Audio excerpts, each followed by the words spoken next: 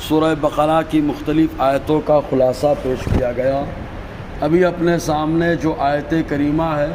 یہ آیت کریمہ ان لوگوں کے شان میں اللہ تعالیٰ نے نازل فرمائی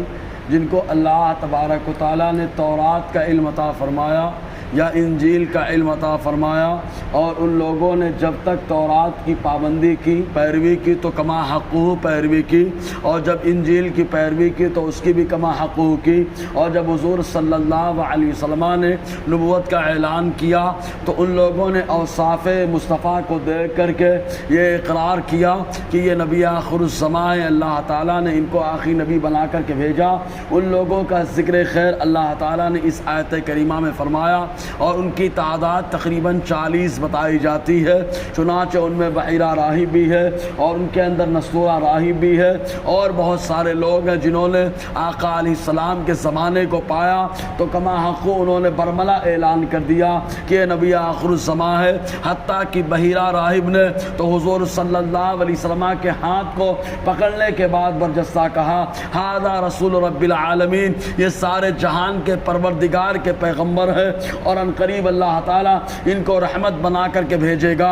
بہرکیف اس طریقے کی بہت ساری باتیں ہیں، تو اللہ تعالیٰ ان کی تعریف یوں فرماتا ہے، الذین آتیناہم الکتاب یتلونہ حق تلاوتی، رب فرماتا ہے وہ جن کو ہم نے کتاب سے نوازا، یعنی کتاب کا علم اللہ نے دیا، تورات کا علم عطا فرمایا یا انجیل کا علم عطا فرمایا، یتلونہ یہ اس کو پڑھتے ہیں، حق تلاوتی پڑھ کما حق جیسے پڑھنے کا حق ہے، یعنی جس انداز میں پڑھنے کا حق ہے ویسے پڑھتے ہیں۔ یا اللہ تبارک و تعالیٰ نے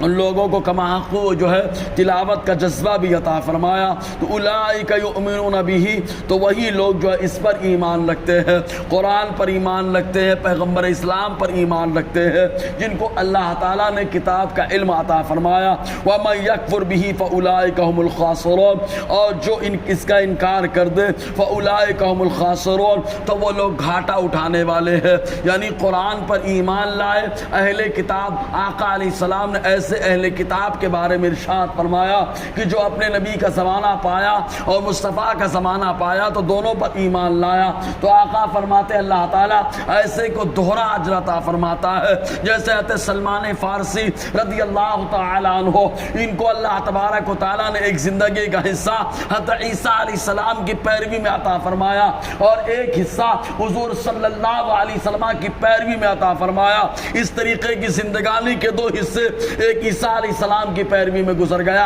اور دوسرا حصہ مصطفیٰ جان رحمت صلی اللہ علیہ وسلم کی پیروی میں گزرا۔ تو اللہ تبارک و تعالیٰ فرماتا ہے کہ یہ لوگ کما حق تلاوت بھی کرتے ہیں اور یہ لوگ اس پر ایمان بھی رکھتے ہیں، تو اللہ تبارک و تعالیٰ نے ان کے ایمان کی بھی گواہی دی ہے اور ساتھ ساتھ ان کی تلاوت کی بھی نشاندہی فرمائی۔ اب ہمارے سامنے بھی قرآن کتاب ہے، اب اس کی تلاوت کا مطلب کیا ہے کہ خالی زبانی پڑھ لینا نہیں، قرآن کی تلاوت کا مطلب یہ ہوتا ہے کہ پہلے اچھے انداز میں قرآن کو پڑھا جائے، پھر اس کے بعد اس کو سمجھا جائے، پھر اس کے بعد معمولات زندگی کو اپنایا جائے کہ قرآن کیا سبق دے رہا ہے، کیا درس دے رہا ہے، اور اس کے ساتھ ساتھ قرآن پڑھنے کے آداب بھی کچھ ہے کہ جیسے قبلہ رو ہو کر کے بیٹھا جائے اور اس کے ساتھ ساتھ جو ہے باوضو ہو کر کے پڑھا جائے، اسی طریقے سے کچھ آداب ہے قرآن مقدس کے۔ بہرکیف انشاءاللہ اور آگے گفتگو رہے گی، اللہ تعالی ہم سب کو فیضان قرآن، برکات قرآن سے مالا مال فرمائے۔